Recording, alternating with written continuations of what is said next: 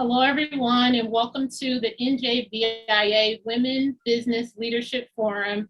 My name is Shakira Johnson. I'm the founder of Johnson PR and Events, and I am proud and honored to be the moderator of Balancing It All, Working from Home, and Your Mental Health. I have some wonderful, fabulous panelists with me today, but before we get started, a bit of housekeeping. One is that the bios for all of the panelists are on the website, so you can check them out there. Also, please remember to hashtag NJWomen as you're chatting and talking about this. And also, I just wanted to thank Monica Smith, honoree for this year's conference, and of course the NJBIA staff, Stephanie, Jasmine, and everyone for your support in getting this done today. So thanks so much. Let's get started. So first, we will have each of our panelists do a brief introduction of themselves, and then we'll get right into the conversation. So Cornell, if you would be so kind, please introduce yourself.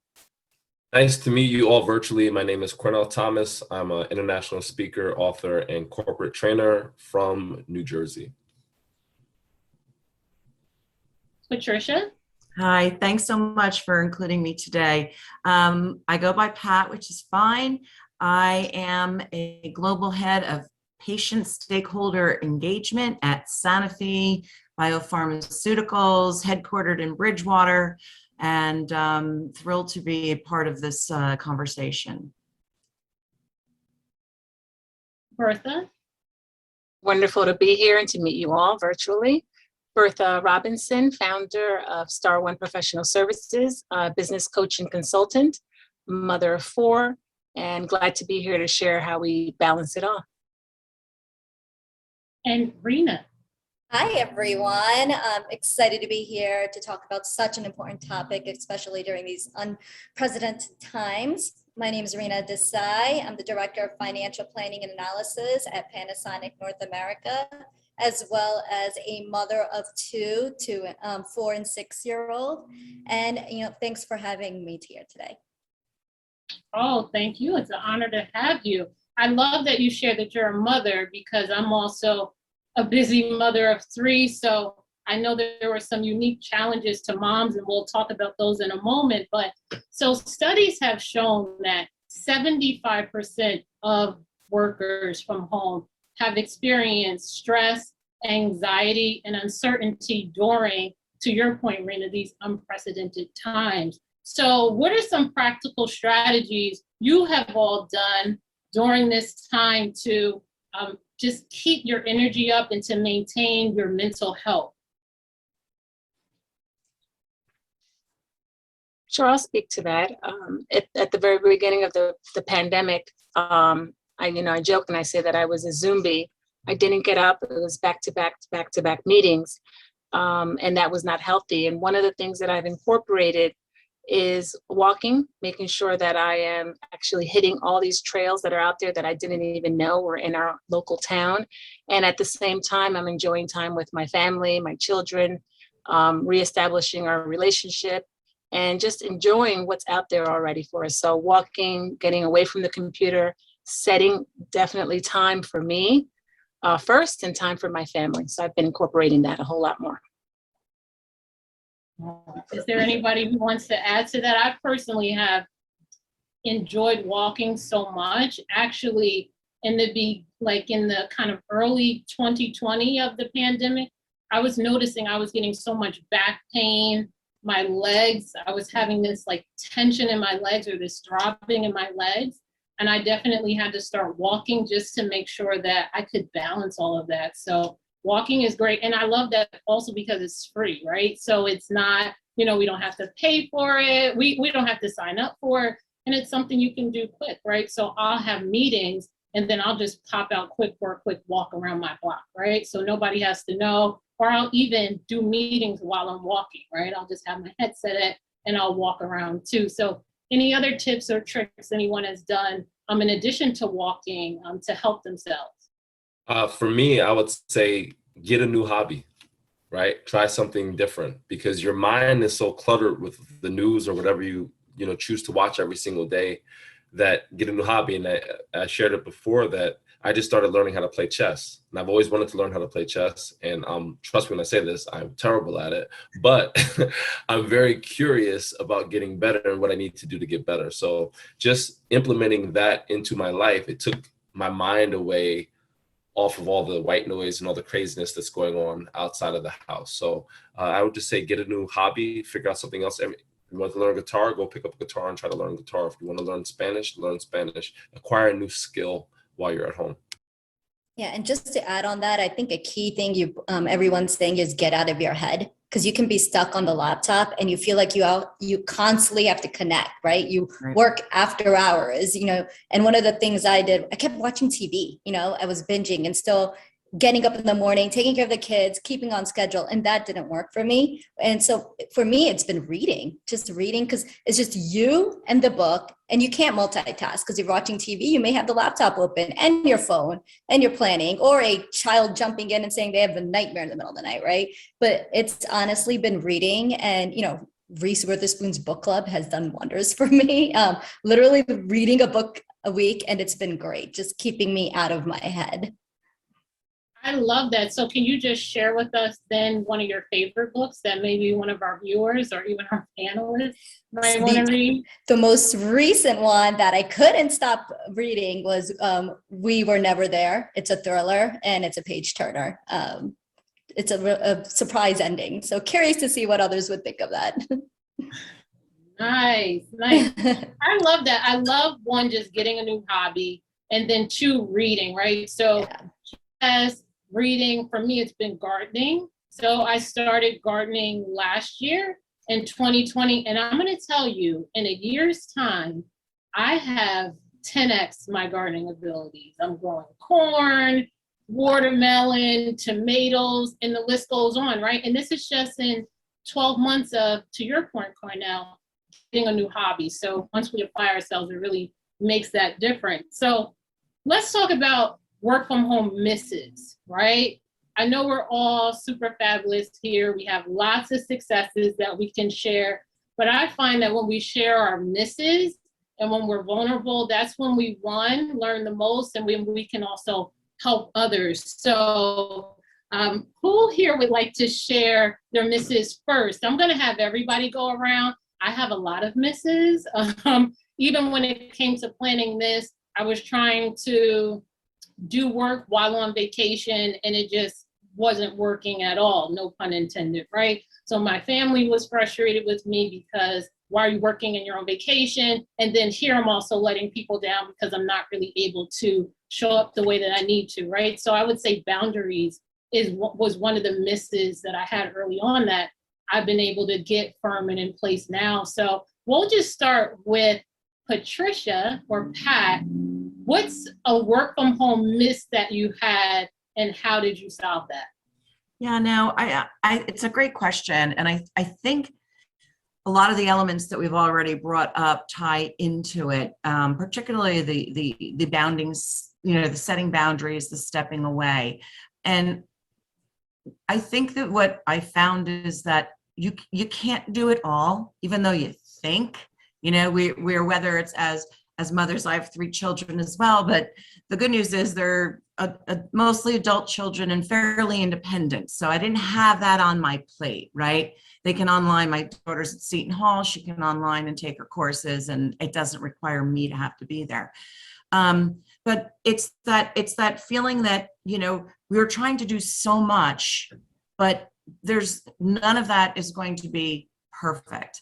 And I came across someone who shared a quote with me during this time that really helped me to sort of step back. And it said, it's not about perfection, it's about grace. And that really gave me reason to pause and reevaluate and, maybe even reprioritize. And I think it's something that we still need to continue to do, because even now, I mean, a year ago, a year plus ago, when this had all started, there was no precedence in place in terms of how long is this going to last? When are we all going to get back to the office, or when are we going to go on vacation again? We didn't know. And I think that unknowing part really made it very, very uncomfortable. And I think that was the other piece, learning to become a little more comfortable with being uncomfortable. So I'll stop there because I know others have great thoughts as well. I love that. Bertha, would you like to share next? Sure. For me, the big miss, and it speaks to what Pat was just saying, is the boundaries. I was overbooking. I was thinking that now that I wasn't commuting, getting in the car, I could do so much more. I could meet back to back clients. I could meet with more people. And what I was doing was I was losing more and more of myself. And again, the opportunity to really take the time and have the space, the moment, the precious moments with my children, because they're growing quickly. And to the same thing that Pat was just saying, you don't know what tomorrow would bring. So the silver lining in it all was appreciating the time that you do have, and really knowing that no is a complete sentence, that there are things that may come before you that you're like, this is something that's a great opportunity, but is this the thing that I want to invest in right here and now? There'll be another opportunity, there'll be another time, and really realizing that. So stopping the overbooking, the back-to-back, really having those transition times, which were really so important, and really even building in bigger bulks of time during the business day for personal time, for me and for my family. So, and I just want to speak back to the hobby, I went back to puzzles because my 4-year-old loves puzzles. So that's something, that has been a blessing for me in this time, that I can really share that space and time with her. So those are some of the things that I've learned. Absolutely. And think about how much of a blessing it is even for us to just be able to be home with our children, right? Especially when we have young children. Pat, I know your children are a little bit older, but for the young children, I remember very early on my daughter, who's 5, saying, we never have to go back to school. Like, she loves it. Mom's here, we're all together. So for them, it's hard to understand that you're there, but you're not, right? So you're there, but you can't talk. They can't crash your Zoom, which one has already done for me. I also saw a cat crash at one point, Cornell Zoom. So it's like, it's hard for them to understand, I'm here, but you can't talk to me, or I'm trying to focus, or I'm trying to work. So I love Bertha, just the concept of including them, incorporating them into the day, even scheduling time with them in for the day. Cornell or Rina, did you want to add anything to this in terms of just misses? Yeah, for me, I'm just I'll say it's empathy. And I find myself a pretty empathetic person, but I was so frustrated. Like, I'm a solution-oriented person. Like, my mom is a solution-oriented person, and I'm exactly like her when it comes to problems. So I don't spend a lot of time on the problem. I recognize the problem. I'm like, okay, now the problem's already happened. Now what do I need to do to get to the solution? So I felt myself getting frustrated because people were like, the sky is falling, the sky is falling. And I was like, no, man, like, us humans have been going through stuff for a very long time. So I wasn't taking the time to sit and be like, yo, not everybody's like you. So why don't you sit down and listen? And what they're going through is real. Like, we all process things differently. So that kind of set me in the right way, where I just sat down and was like, dude, like, chill out. Like, the boogeyman looks different for everybody, right? So it's like, chill out, listen, and then, give them feedback if they want feedback from you. So I think being more empathetic and being more sensitive to other people's, fears and doubts, et cetera, was something that was a very big miss for me in the beginning, but I think I'm doing a better job of now. And I'm going to feed off of Cornell because mine goes right into that. And I think the number one thing I saw as a miss, not only for me, but for even just friends and family that are going through the same, was a negative self-talk. As soon as it hit, I myself was, how am I going to do this? I can't do this. I can't be the caretaker, the teacher, the mother, and the housekeeper, everything, right? Like, it just wasn't going to work. So I had to really turn it around into a positive. Like, I'm getting time to spend with my children. I saw my 3-year-old, know numbers, now counting 1 to 10. Like, when will I ever get that opportunity ever again and be able to be there in their lives? So, for me, it was just be present, be in the moment, embrace it. Like, don't just constantly think of the negative self-talk. And, there's so much positives to it. Absolutely. I love that. And I mean, as high achievers, which you all are, and I'm sure your network is, it's like you said, Cornell, it's like be solution oriented, keep it moving, what can we do? But the reality is that we are truly in unprecedented times in a lot of ways, and it continues. I know for where I live, all my neighbors flooded out. You know, with this storm that just passed, my neighbors flooded out. Their items, you drive, you see everyone's items out on the street. People are distraught, they lost cars. There was actually an explosion in my town. And people are missing, right? So it is something to be solution oriented, but we also do need to have grace and empathy with ourselves to be able to just process what's going on, even if it's not directly with us, with just the people around us, our neighbors, our friends, our family, our teams, our coworkers, because yes, Cornell, things have been happening.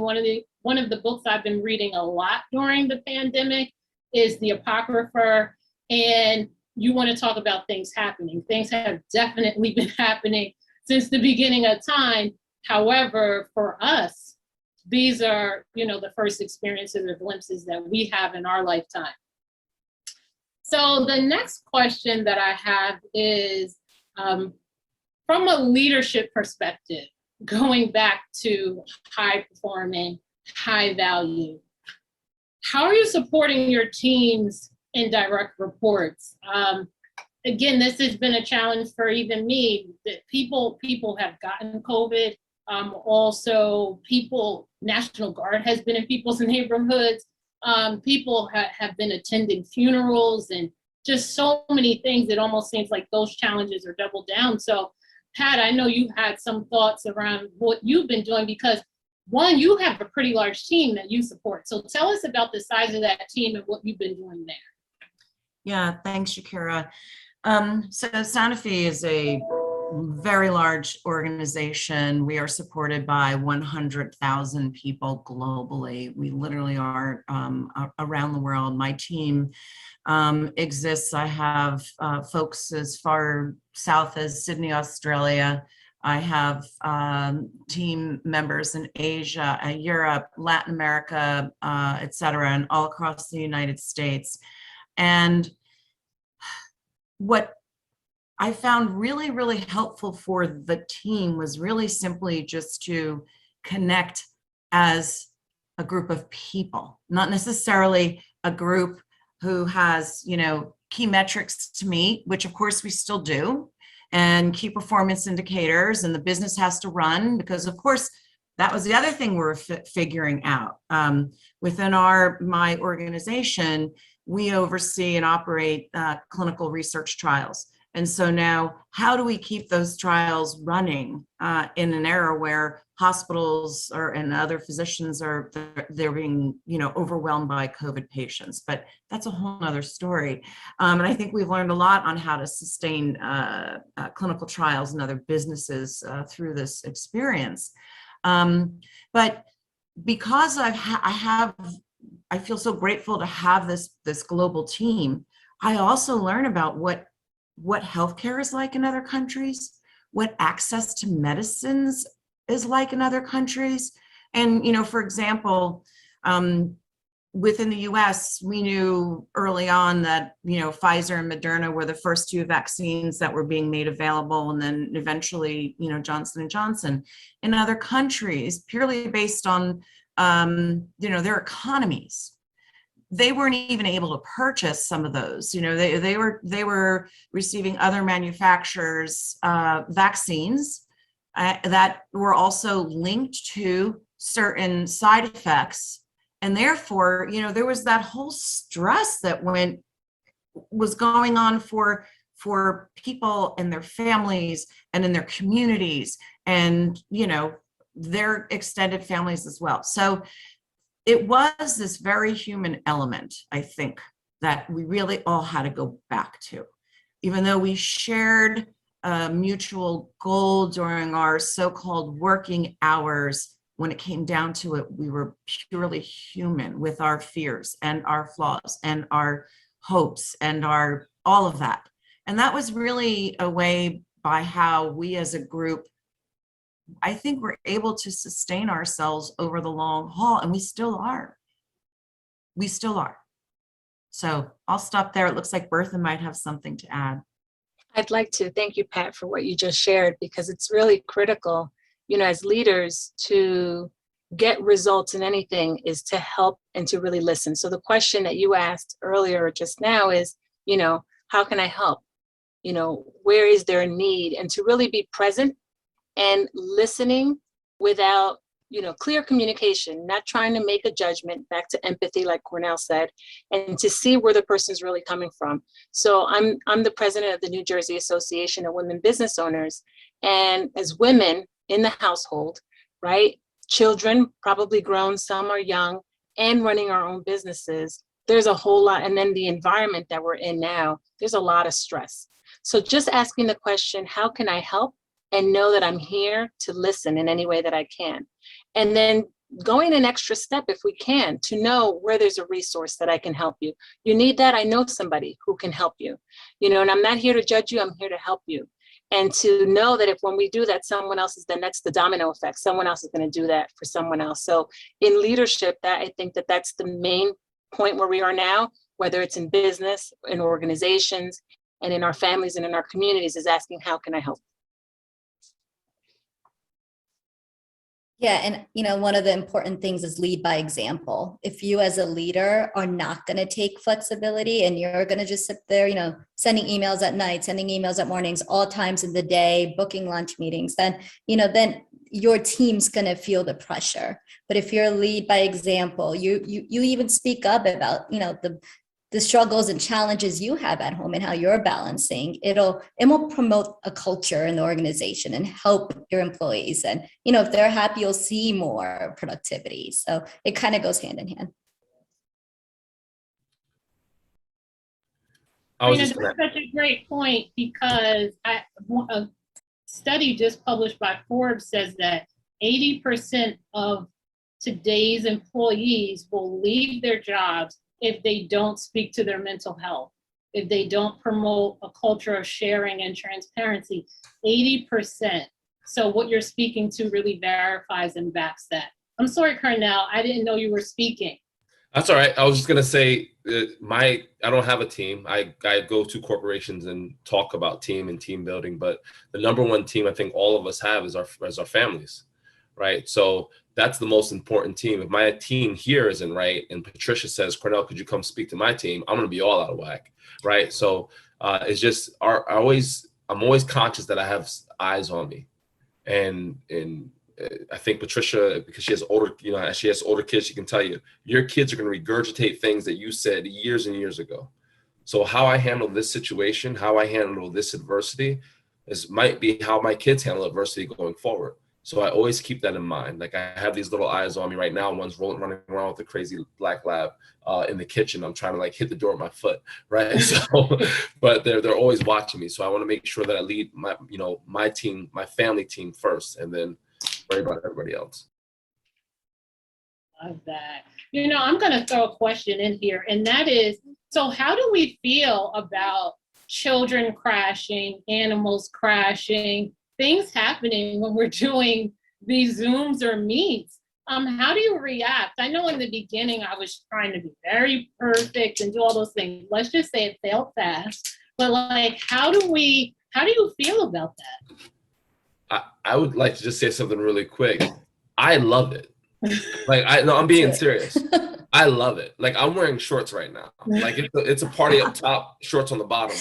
I love it because it's real. Right? And when this first happened, everybody's wearing their little shirt and tie to Zoom. By the time the third week came around, people were like, yeah, I'm done with that. Screw all that. Right? So it's real. Life isn't perfect. You can be very fooled going on social media and seeing everybody filtered up and looking perfect and everything's fine. And I love my husband, my wife is great, and blah, blah. And they're about to get divorced tomorrow. Right? Everything looks great. All this smoke and mirrors. My dog running in, my kid running in, that is real life. So if me and Shakira or me or Bertha or Rina, if we're having a conversation and your kid happens to be swinging from a lamppost behind you, I'm going to be like, yo, you're all good because my kid's going to do that next. Yeah. Right. So I like the fact that we can be real with one another now and not try to be perfect all the time. This stuff is going to happen. And you know what? At first, I kept apologizing every time one of my girls came into the video. But then, someone on a call, which I loved, had once said is, you are in their home. This is their home. So where else are they going to go if they can't go anywhere else, right? And it's their mother, right? Like, you can't, how much can they stay away? So it came to a point, if they jump in, they jump in. I just, hopefully the person who I'm speaking to will speak to them as well, right? Like, there's no other choice we can do. So you can't feel guilty. Don't apologize. Introduce them, right? Your pet, your children, they're part of your life and your team. I love the introduce them piece. That's genius. And so another question that I'll ask is, how do we feel about Zooms or these camera conference calls and people having their cameras off?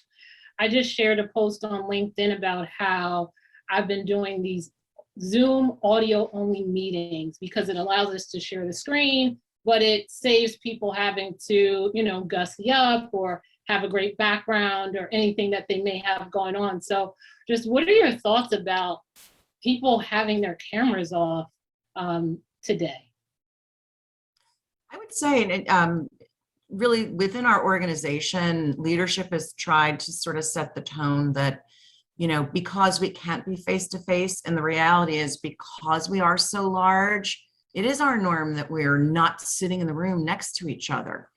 But there's so much that comes from seeing one another, everything from, facial expressions to a smile, to, reading someone's body language, that when you are in a conference room, those are all critical elements, even if they're uncomfortable elements.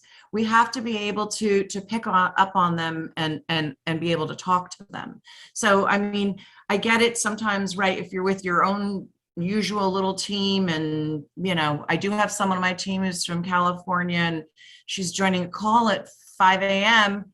I get it. You're in your jammies. It's fine. You don't have to put it on. But as a general rule of thumb, we do try to be face to face as much as possible. Okay. Anyone else have thoughts on that? Rina, how about you? I think it depends on the meeting, just like At was saying, if it's a meeting where you're delivering, you're presenting, I think there's adequate to just show your face and kind of help, with their meeting. But if it's just your check-ins with their teams, if folks on your team don't feel comfortable, then let them be shy that day, or maybe they had a rough morning. They're not walking in and telling you I was stuck in traffic, or somebody threw up all over me walking in. Like, we just don't know that history, background. So there are times where you can't, just let them be and don't ding them for it. Pretty much, they are human. And there might be a reason why they're not on camera. Absolutely. Okay, so I have a few rapid fire questions that I did not send in advance, that I just wanted to end our chat on a little fun topic. So, work from home, guilty pleasure. Mine is sleeping in late. Cornell? Work from home, guilty pleasure. I would say mine is just playing with the kids a little bit too much. Like, we get crazy in here. Like, it's like Hunger Games. So sometimes me and my son and my daughter, my wife is like, can y'all chill out? But sometimes we get a little nuts. So that's my guilty pleasure, like leaving the computer and then us just getting crazy in the house. Pat, work from home, guilty pleasure. Yeah, I wish I could sleep in late. That would be my guiltiest desire. But being as part of my manager's based in France, I never get to sleep in late. I would say I'm very lucky in that I live down along the Jersey Shore. And so for me, a sneak out with my dog for a walk on either the bay or the ocean, I only need like 15 minutes of that and I'm good. So that does. Work from home, guilty pleasure. I don't know if it's a guilty pleasure, but it is a pleasure. I love walking, just like Pat was saying. We have discovered some really new trails new to me, new trails in my town that I didn't even know were there. Now I'm subscribed to some apps so that we know what's new, where we can go. So just getting out and going, even in the middle of the day. And then another thing is, I don't know, wearing slippers to work, being comfortable because you're home. So the fact that you're home, you can wear your slipper socks and you can conduct a meeting. and meet someone new, I think is just another little pleasure. So loving every little bit of it. Rina? So mine isn't guilty as well. People are going to hate me for this, but it's getting back into shape and fitness. I was commuting about 1 to 2 hours one way. So in the mornings now, I've started running when the pandemic started, 1 mile, 2 mile, 3 mile, and I just got to 6 miles. So that's been my own, accomplishment, my investment in myself. So that's been my pleasure and passion right now. So we talked about a lot of self-care things that we can do that have very low, minimal, or no cost. So we talked about walking, gardening, playing chess, doing puzzles. Let's talk about self-care splurges. So one of my self-care splurges is going on trips. Anyone else have a self-care splurge or things that you do that you invest a little bit of money into, but it really helps you mentally and with your self-care routine? Sure. I don't know if it may be a splurge, but, buying really good, organic fruits and vegetables. We eat in, I cook every day, I can foods. I mean, all these wonderful things that are, really good for you. Instead of going out and investing that money in a meal at a restaurant, I'm investing in some really good food and laying it out like a restaurant at home. So that's a splurge. I love that. Awesome. You're inspiration in so many ways. Cornell? Mine's stuff like Rina, it's all physical. So I do Brazilian Jiu-Jitsu, and I, go to the gym, and everything's physical, because as my physical body goes, a lot of times my mental health goes. So to go away for an hour, hour and a half and have grown men trying to strangle me, it takes my mind off of everything else. So it's a good reset for me. Nice. Pat or Rina, self-care splurge? Yeah, I belong to one of the monthly, pay reduced fee at a massage place. The chains, there's several different massage chains, and I treat myself to a massage or a facial, and I find it extremely relaxing. It's very good, not just for the physical, bring it down, but certainly the mental piece of it. So that's definitely my splurge. Love it. Yeah, my splurge has been helping to balance everything, is just getting groceries online with Whole Foods delivering through Amazon. That even helps me cook and cook good organic food, but it's been, saving that hour or two instead of going to a grocery store. It's been just getting delivered. Well, we have reached the end of our fabulous chat. And is there anything else that maybe we didn't cover that you want to make sure that we get out there for the folks? I would just share one thing. The word is Ubuntu, Ubuntu. It means I am because we are. Check in on people that you have not heard from in a little while. Make sure you reach out, because you never know what someone's going through. So if in Ubuntu, if one person in the village is doing bad, everybody's doing bad. So make sure that you're checking in on family members and friends and making sure that their mental health is okay. Anyone want to add? That's wonderful. I think I would just want to add one thing, that if there's something, we tend to think about this work-life balance and that everything has to be done at the same time, and that's why it's a myth. But to be dedicated and to be present in what it is that you want to do at that moment. I think that there's been a theme here that, you have this one life and this one opportunity to make the best of it for yourself and for all those that you touch, whether it's your family, your greater community, your businesses. So decide what it is that you want to do, what gives you joy and purpose, and connect to that.